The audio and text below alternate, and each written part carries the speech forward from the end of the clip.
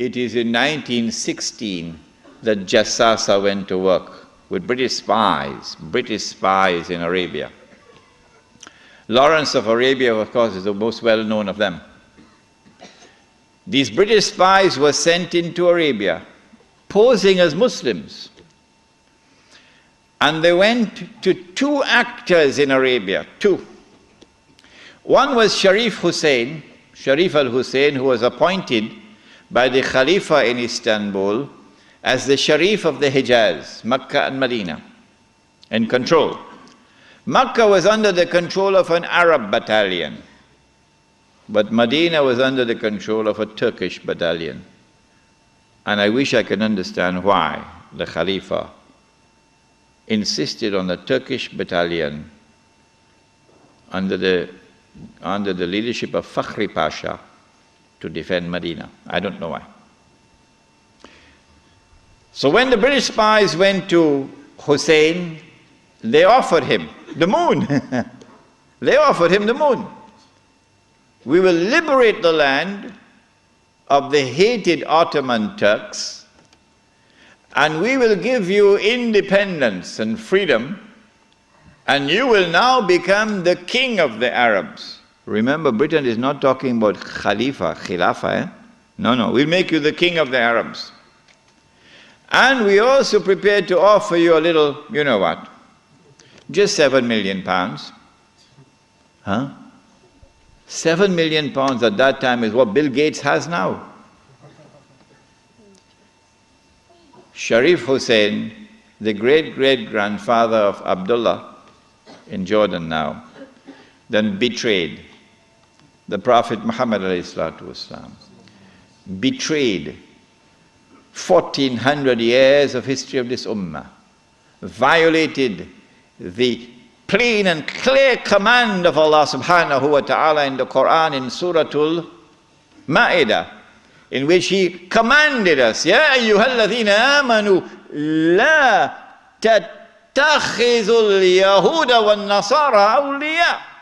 Do not take the Jews and do not take the Christians as your awliya. Do not establish an alliance with them in which you become dependent upon them and subservient to them. Do not do that, says Allah. بَعْدُهُمْ أَوْلِيَاءُ بَعْضٍ. They are protecting friends of each other. وَمَنْ يَتَوَلَّهُمْ مِنْكُمْ فَإِنَّهُ مِنْهُمْ. Whosoever from amongst you turn to them for that kind of an alliance, you no longer belong to this ummah, you now join them. Inna Allah la yahdi al-qawm al-zalimin. Surely Allah will never provide guidance for a people who commit such an atrocious act of wrongdoing. And this is precisely what Sharif Hussein did, and what all his descendants from that day to this day have been doing.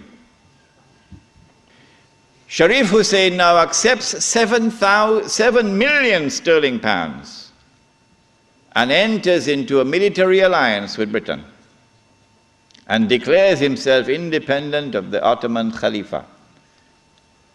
Once the Khilafah in Istanbul had lost control of Mecca and Medina, had lost control of the Haramain, had lost control of the Hajj, you pull the carpet, you pull the rug from underneath the feet of the Khalifa. His Khilafah is now losing legitimacy. Can anyone be Khalifa? Can you appoint a Khalifa here in downtown Lakemba? Can Mullah Umar have been recognized as the Khalifa? No, why not?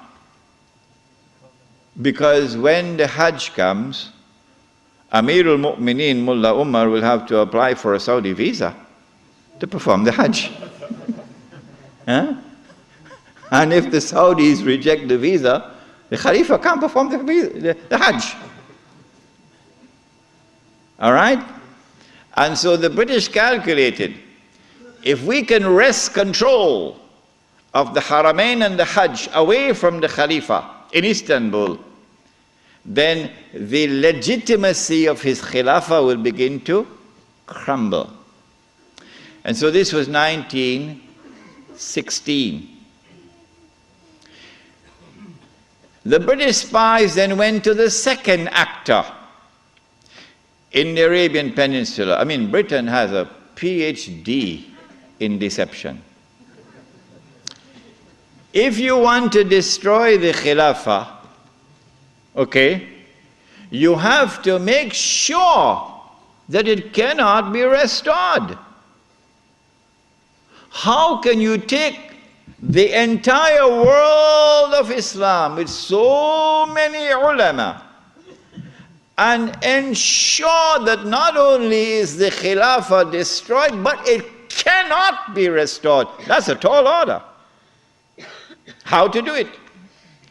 The answer is, you not only have to liberate the Haramain from the control of the Khalifa in Istanbul, but you have to put it in the control of those who will not themselves claim the Khilafah and will not allow anyone else to claim the Khilafah. And so long as these people keep control of the Haramain and the Hajj, the Khilafah can never be restored. Simple, isn't it? Simple, isn't it? And so that was why they had to make the trip to Riyadh to meet, what's his name? Abdul Aziz Ibn Saud. Correct name? Of course it's the correct name. Why are you afraid to mention it? But Abdul Aziz Ibn Saud did not control the Hijaz. So he couldn't command the check for £7 million. He had to be content with something less than that. So what the British offered to him was, if you would sign the same kind of agreement with us and violate the specific command in the Quran and betray Allah and His Messenger and betray the Ummah, if you will do that, we pay you £5,000 a month. Would you accept that? Abdul Aziz says, yes. Yes. And in 1916, Abdul Aziz ibn Saud signed an agreement with Britain. Yes.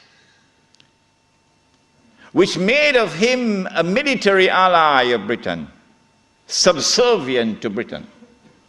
But when the Ikhwan, who were his military force, questioned him, how can you sign this agreement with Britain?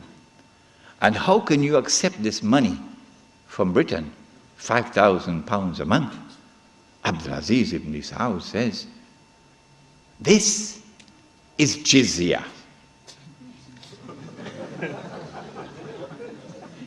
Jizya is what they pay to me because I control them. It was dust in their eyes and they swallowed it. And so Abdul Aziz ibn Saud got away with it. Massive betrayal, and a very dangerous plan is now in place. As soon as the Khilafah is destroyed, that Abdul Aziz ibn Saud will be given what is known as the green light, something that Saddam Hussein knows about, the green light. And then he will attack and take control of the Haramain. And when once he does that, he won't make the mistake of ever claiming the Khilafah for himself. And he will never allow anyone else to claim the Khilafah, because no one else can take the control of the Hijaz and the Haramain from them, because they are supported by Britain. And so goodbye to the Khilafah. It's gone. It can never be restored. Never, never, never be restored. So long as Britain and the United States of America underwrite the security of the Saudi state, you can never, never, never restore the Khilafah. By 1919,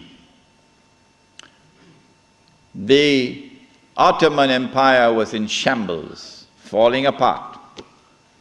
And a British army under General Allenby, with many Arabs and Punjabi Muslims fighting faithfully under his control, attacked the Turkish garrison which was defending Jerusalem, defeated it, and liberated the Holy Land. This was a joyous day for the Jews, because now the countdown is really moving forward, and the golden age is coming back.